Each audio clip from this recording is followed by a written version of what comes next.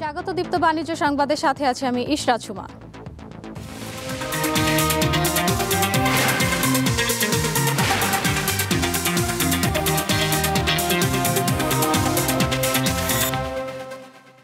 বিমানবন্দরে আগুনের ঘটনায় শত কোটি ডলারের ক্ষয়ক্ষতি হয়েছে এবং দেশের অর্থনীতি অন্তত 1.5 মাসের জন্য পিছিয়ে গেছে বলে জানিয়েছেন ব্যবসায়ী ও অর্থনীতিবিদরা। শুধু রপ্তানি নয়, আমদানি ও বৈদেশিক বাণিজ্য সহ প্রায় সব অর্থনৈতিক কাণ্ডে এর নেতিবাচক ধাক্কা লাগবে বলে মত তাদের। আগুনের ঘটনাকে অস্বাভাবিক বলে দাবি বিজিএমইএর। ঘটনা তদন্তে 7 সদস্যের কোর কমিটি গঠন করেছে সরকার। গেল শনিবার রাজধানীর হযরত শাহজালাল আন্তর্জাতিক বিমানবন্দরের কার্গো ভিলেজ কমপ্লেক্স বা পণ্য রাখার স্থানে অগ্নিকাণ্ডের ঘটনা ঘটে। এতে ক্ষয়ক্ষতির পরিমাণ শত কোটি ডলারের বেশি হতে পারে বলে অনুমান তৈরি পোশাক শিল্পের মালিকদের সংগঠন বিজিএমই এর নেতাদের।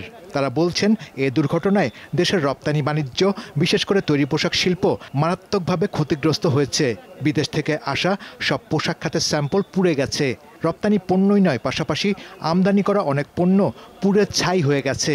এই অগ্নিকাণ্ডে দেশের তৈরি পোশাক শিল্পের কার্যক্রম 1.5 মাসের মতো পিছিয়ে গেছে বলে দাবি পোশাক মালিকদের। এই ঘটনাকে অস্বাভাবিক বলছেন তারা। যেটা পুড়ে গেছে সেটা তো লস, প্লাস আমাদের যে ব্যবসায়িক ক্ষতি সেটা চিন্তা করতে গেলে $1 বিলিয়ন লস হবে, কারণ সবার ব্যবসা কিন্তু 1 মাসের জন্য পিছিয়ে গেল।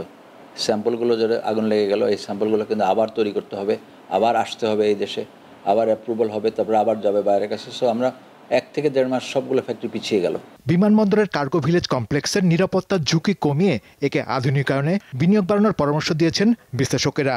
এয়ার কার্গো ওইটাকে আধুনিকায়ন করতে হবে, সব রকম সিকিউরিটির ব্যবস্থা করতে হবে, ইমপ্রুভমেন্ট ইমিডিয়েটলি করা উচিত। যতই ইনভেস্টমেন্ট লাগে এটা এই ইনভেস্টমেন্টটা রিকভার করা যাবে। কার্গো ভিলেজে ভয়াবহ আগুনের ঘটনায় 7 সদস্যের কোর কমিটি গঠন করেছে দুর্যোগ ব্যবস্থাপনা ও ত্রাণ মন্ত্রণালয়। একটা কোর কমিটি গঠন করা হয়েছে। এই কমিটির নির্দেশনা অনুসারে আমরা পরিকল্পনা গ্রহণ করা হবে। কমিটি আগামী 5 নভেম্বরের মধ্যে প্রতিবেদন দেবে বলে জানা গেছে। শাহরিয়ার ইমন, দীপ্ত সংবাদ, ঢাকা। কোনো ঋণ মন্দ ও ক্ষতিজনক মানে খেলাপি হলে তা অবলোপন করতে পারবে ব্যাংকগুলো। এজন্য শতভাগ নিরাপত্তা সঞ্চিতি রাখতে হবে এবং গ্রাহককে 30 দিন আগে অবহিত করতে হবে। পাশাপাশি অবলোপন করা ঋণ আদায় করলে কর্মকর্তাদের নগদ প্রণোদনা দেওয়া যাবে। বাংলাদেশ ব্যাংক রোববার এ নিয়ে একটি প্রজ্ঞাপন জারি করেছে। ব্যাংকের প্রধান নির্বাহীদের সংগঠন অ্যাসোসিয়েশন অফ ব্যাংকার্স বাংলাদেশ এবিবির আবেদনের পরিপ্রেক্ষিতে এই সিদ্ধান্ত নিয়েছে বাংলাদেশ ব্যাংক। এ নিয়ে উন্নয়ন সহযোগী ও ঋণদাতা সংস্থাগুলো বিভিন্ন সময় বাংলাদেশ ব্যাংককে পরামর্শ দিয়েছে। প্রজ্ঞাপনে বলা হয়, দীর্ঘদিন ধরে অনাদায়ী থাকা ঋণ স্থিতিপত্রে প্রদর্শনের ফলে ব্যাংকগুলোর স্থিতিপত্রে অবলোপন হওয়া ঋণের আকার বাড়ছে। এই পরিপ্রেক্ষিতে নির্দিষ্ট পদ্ধতি অনুসরণ করে মন্দ ও ক্ষতিজনক মানে শ্রেণীকৃত এসব ঋণ অবলোপন করা হয়, যা আন্তর্জাতিকভাবে স্বীকৃত একটি পদ্ধতি। বাংলাদেশ ব্যাংকের নীতিমালা অনুযায়ী যেসব ঋণ হিসাব টানা 2 বছর মন্দ ও ক্ষতিজনক মানে শ্রেণীকৃত রয়েছে, সেসব ঋণ হিসাব অবলোপনের সুযোগ রয়েছে।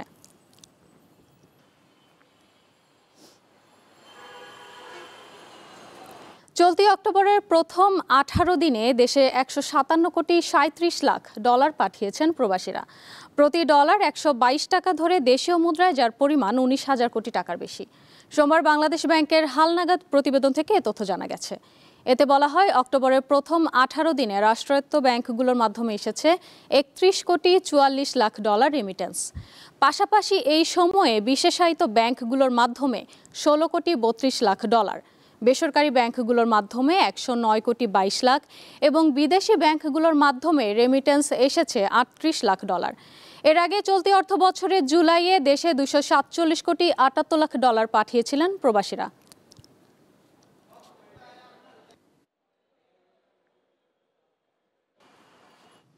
বন্ধ করে দেওয়ার 22 মাস 19 দিনের মাথায় আবার পেনশন বীমা পলিসি চালু করেছে রাষ্ট্রায়ত্ত সংস্থা জীবন বীমা কর্পোরেশন। জেবিসি পেনশন বীমা নাম দিয়ে এ পলিসি চালু করা হয় রোববার। 2023 সালের 1 ডিসেম্বর থেকে বন্ধ করে দেওয়া পলিসিটির নাম ছিল ব্যক্তিগত পেনশন বীমা পলিসি। 2 পলিসির বৈশিষ্ট্য একই ধরনের। জেবিসি পেনশন বীমা সম্পর্কে সংস্থাটি বলছে, অবসর জীবনের আর্থিক প্রয়োজনের দিকে লক্ষ্য রেখে এটি তৈরি করা হয়েছে। এ পলিসির গ্রাহকেরা আজীবন পেনশন সুবিধা পাবেন। এ পলিসির নমিনিরাও থাকবেন পেনশনের আওতায়।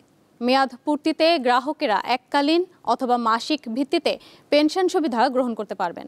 এছাড়া এর প্রিমিয়ামের ওপর আয়কর রেয়াত পাওয়া যাবে। পলিসিটির গ্রাহক হওয়া যাবে 20 থেকে 60 বছর বয়সের মধ্যে। ষান্মাসিক ও বার্ষিক উভয়ভাবেই প্রিমিয়াম পরিশোধ করা যাবে। বিমার মেয়াদ হবে সর্বনিম্ন 5 বছর ও সর্বোচ্চ 45 বছর। সর্বোচ্চ বার্ষিক পেনশন হবে বিমা গ্রাহকের সামর্থ্য অনুযায়ী। সর্বনিম্ন বার্ষিক পেনশন হবে 10,000 টাকা। পেনশন পাওয়া যাবে 55 থেকে 65 বছর বয়সে।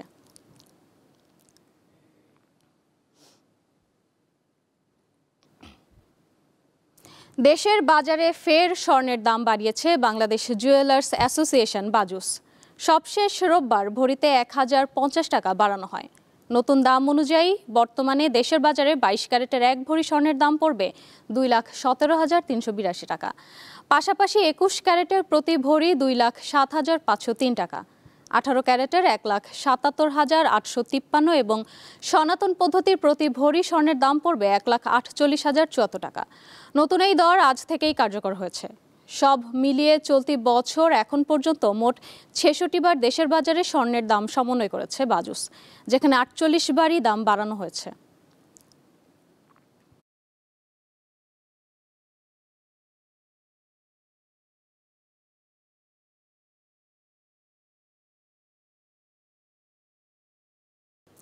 রাজধানী সহ বিভিন্ন স্থানে নানা আয়োজনে পালন হচ্ছে বিশ্ব ও জাতীয় পরিসংখ্যান দিবস।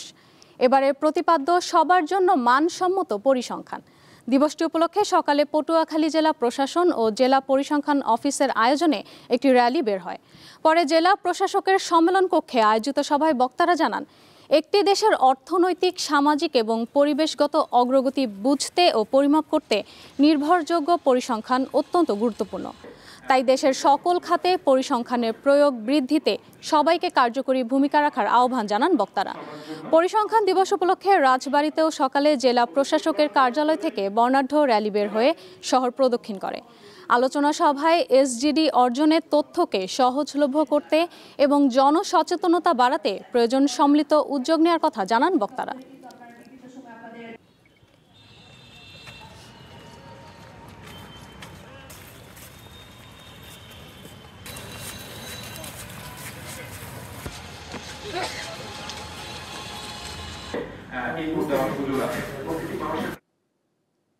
রাজধানীর আগারগাঁওয়ে বাংলাদেশ চীন মৈত্রী সম্মেলন কেন্দ্রে চলছে বিশ্ব পরিসংখ্যান দিবসের অনুষ্ঠান।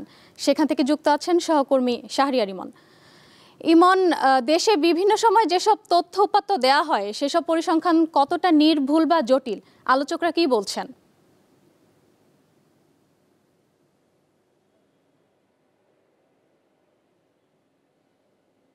হ্যাঁ ইশরাত সুমা, আমি আসলে বিশ্ব পরিসংখ্যান দিবসের অনুষ্ঠানে রয়েছি, যেটি হচ্ছে বাংলাদেশ চীনমৈত্রী সম্মেলন কেন্দ্রে। এবং আপনি যে বিষয়টি বলছিলেন যে তথ্য পরিসংখ্যানের যে বিষয়টি, আসলে দিনের শুরু থেকেই আপনার তথ্য উদ্বোধনী অনুষ্ঠানে আপনার তথ্য পরিসংখ্যানের এই বিষয়টি নিয়ে আলোচনা হচ্ছিল। বিশেষ করে যে আপনার তথ্য ক্ষেত্রে আপনি জানেন যে বিগত সরকারের সময় আসলে তথ্যের যে সঠিক ব্যবহার বা তথ্যের যে সঠিক প্রকাশ করা, সেই জায়গাটিতে আপনার নানা রকম আপনার দেখা যাচ্ছে ভুলভ্রান্তি বা অসঙ্গতি ছিল বা অনেক সময় বাড়িয়ে দেখানোর একটা প্রবণতা ছিল। তো সেই জায়গাগুলো থেকেই আসলে আলোচনায় উঠে এসছে। তারা বলছেন যে তথ্যগুলোকে এমনভাবে প্রকাশ করতে হবে যেন সবার কাছে বিশ্বাসযোগ্য হয়ে ওঠে, সঠিকভাবে তথ্য প্রকাশ করতে হবে এবং সেসব ক্ষেত্রে আন্তর্জাতিক যে মান, সেই আন্তর্জাতিক মানদণ্ড কিন্তু রক্ষা করে আপনার তথ্যগুলো কিন্তু উপস্থাপন করতে হবে বা প্রকাশ করতে হবে। সে সাথে সঠিক পরিসংখ্যান ছাড়া কিন্তু আসলে একটি দেশের পরিকল্পনা সঠিকভাবে কিন্তু নেওয়া সম্ভব নয়। সে বিষয়গুলো কিন্তু আপনার প্রথম যে আলোচনাটা হচ্ছিল, আজকের যে উদ্বোধনী সেশনটি ছিল এই পরিসংখ্যান দিবসের, সেখানে কিন্তু আপনার আলোচিত হয়েছে।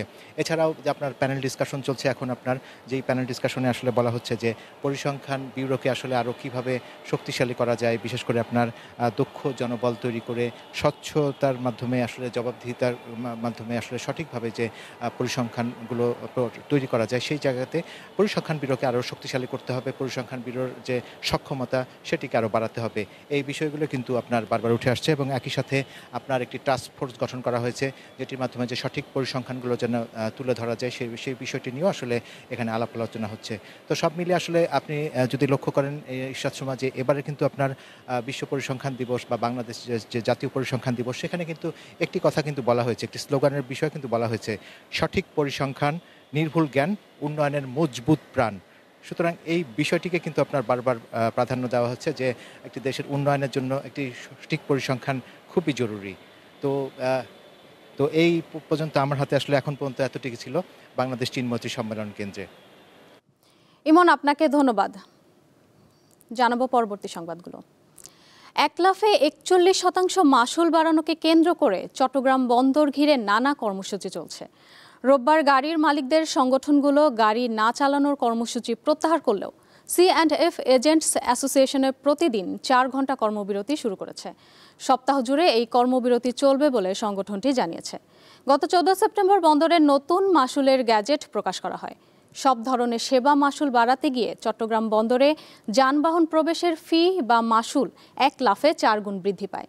এর প্রতিবাদে গাড়ির মালিকদের সংগঠন 15 অক্টোবর থেকে বন্দরে গাড়ি না চালানোর কর্মসূচি শুরু করে। প্রথম 3 দিন বন্দরে আমদানি পণ্যবাহী গাড়ি চলাচল বন্ধ ছিল। পরে গত শনিবার থেকে সব ধরনের পণ্যবাহী গাড়ি চলাচল বন্ধ করে দেয় তারা। গাড়ি মালিক সংগঠনগুলো কর্মসূচি প্রত্যাহার করলেও বন্দর দিয়ে আমদানি রপ্তানি পণ্য খালাসে নিয়োজিত C&F এজেন্টরা তাদের পূর্ব ঘোষিত 4 ঘন্টার কর্মবিরতি চালিয়ে যাচ্ছে।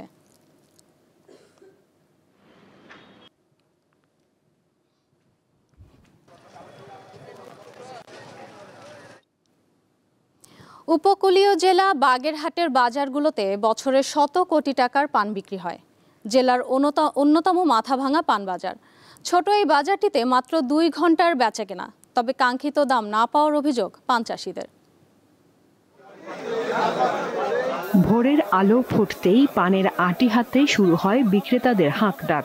দাম দর চলে ক্রেতাদের সাথে, এভাবেই পানের বাজার জমে ওঠে। এটি বাগেরহাট সদর উপজেলার রাখালগাজী ইউনিয়নের মাথাভাঙা পান বাজারের দৃশ্য। বাগেরহাট খুলনা মহাসড়কের পাশে গড়ে ওঠা বাজার সকাল 7টায় শুরু হয়, চলে মাত্র 2 ঘন্টা। এই অল্প সময়েই 5 থেকে 6 লাখ টাকার পান বিক্রি হয়। তবে পানের দাম নিয়ে ক্ষোভ স্থানীয় চাষিদের। এই হাটে প্রতিদিন আপনার 5 থেকে 6 লাখ টাকার পান বিক্রি হয়, আর শীতকাল আসলে আপনার 10 লাখ টাকা ওভার হবে। 600-700 টাকা 800 টাকা পার ডে প্রতিদিন ইনকাম আমাদের হয়। ব্যবসায়ীরা জানান, বাগেরহাটের জমিতে চাষ হয় উন্নত মানের পান। এ কারণে আশপাশের জেলা থেকে ব্যবসায়ীরা আসেন পান কিনতে। আজ 5-6 মাস থেকে পানের বাজার খুবই নরম। আমাদের যে খরচ পানের চালাতে, খরচের পয়সা উঠছে না। যাচাই বাছাই করে কিনতে হয়। আমি নিয়ে বাগেরহাট বিক্রি করি, কাটাখালি বিক্রি করি। কান্দিনা নাই, বসার জায়গা নাই, চাষিদের এবং ব্যাপারীদের খুবই কষ্ট হয়। বর্ষার মৌসুমে এখানে একটু সংস্কার করার দরকার। কৃষি বিভাগের তথ্য অনুযায়ী বাগেরহাট জেলায় এবছর 1109 হেক্টর জমিতে পান চাষ হয়েছে, আর উৎপাদন হয়েছে 9000 মেট্রিক টন, যার বাজার মূল্য 150 থেকে 180 কোটি টাকা। দীপ্ত বার্তা কক্ষ। এই ছিল এখনকার দীপ্ত বাণিজ্য সংবাদে। এরপর দীপ্ত আন্তর্জাতিক সংবাদ দেখার আমন্ত্রণ জানিয়ে শেষ করছি। ধন্যবাদ সবাইকে।